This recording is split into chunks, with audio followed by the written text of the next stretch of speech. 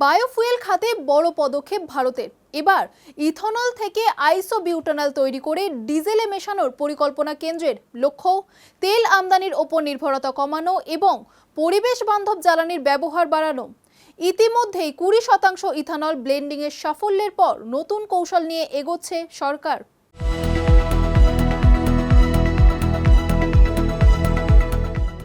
ভারত বর্তমানে বায়োফুয়েল ট্রানজাকশনের ক্ষেত্রে একের পর এক বড় পদক্ষেপ গ্রহণ করছে। ইতিমধ্যেই পেট্রোলে ইথানল ব্লেন্ডিং এর বিষয়টি রয়েছে আলোচনার কেন্দ্রবিন্দুতে। এবার ডিজেলে 15% পর্যন্ত আইসোবিউটানল মেশানোর পরিকল্পনা করা হচ্ছে। এই পদক্ষেপের লক্ষ্য হলো জীবাশ্ম জ্বালানি আমদানির ওপর দেশের নির্ভরতা কমানো। ইতিমধ্যেই কেন্দ্রীয় সড়ক পরিবহন ও মহাসড়ক মন্ত্রী নীতিন গডকরি এই তথ্য দিয়েছেন।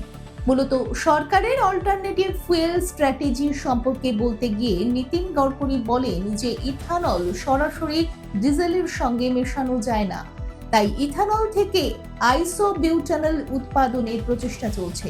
এটি আরো ভালো বিকল্প হতে পারে। এই পদক্ষেপ গ্রহণের মাধ্যমে ভারতের অপরিশোধিত তেল আমদানি আরো কমতে পারে। এছাড়া দেশে উৎপাদিত বায়োফুয়েলের চাহিদাও বাড়তে পারে। এদিকে ইতিমধ্যেই পেট্রোলিয়াম ও প্রাকৃতিক গ্যাস মন্ত্রক সোশ্যাল মিডিয়ায় ইথানল উৎপাদনের বিষয়ে ছড়িয়ে পড়া ভুল তথ্যের জবাব দিয়েছে। একটি বিশদ ব্যাখ্যায় মন্ত্রক এই দাবিগুলি খারিজ করে দিয়েছে যে ইথানল উৎপাদন জলসম্পদ হ্রাস করে, যানবাহনের ইঞ্জিনের ক্ষতি করে, ইন্স্যুরেন্স বা ওয়ারেন্টি বাতিল করে অথবা পরিবেশের ক্ষতি করে। এই কর্মসূচির বৈজ্ঞানিক গবেষণা, রেগুলেটরি সুরক্ষা ব্যবস্থা এবং ইথানল মিশ্রিত জ্বালানির গ্লোবাল এক্সপিরিয়েন্সের উপর ভিত্তি করে তৈরি করা হয়েছে।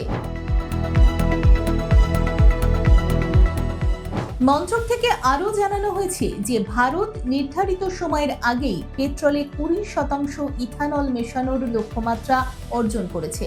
সরকারি হিসাব অনুযায়ী এই কর্মসূচির মাধ্যমে 1.9 ট্রিলিয়ন রুপিরও বেশি বৈদেশিক মুদ্রা সাশ্রয় হয়েছে। পাশাপাশি অপরিশোধিত তেল আমদানি কমেছে। এছাড়াও কার্বন নিঃসরণ হ্রাস পেয়েছে। সবথেকে উল্লেখযোগ্য বিষয় হলো কৃষকদের আয়ের সুযোগ বৃদ্ধি পেয়েছে বলেও জানা গিয়েছে। দেখুন এই সময়ের তথ্য ও চিত্র প্রতিদিন রাত 9টায় ও সকাল 8টায় শুধুমাত্র চ্যানেল 1-এ।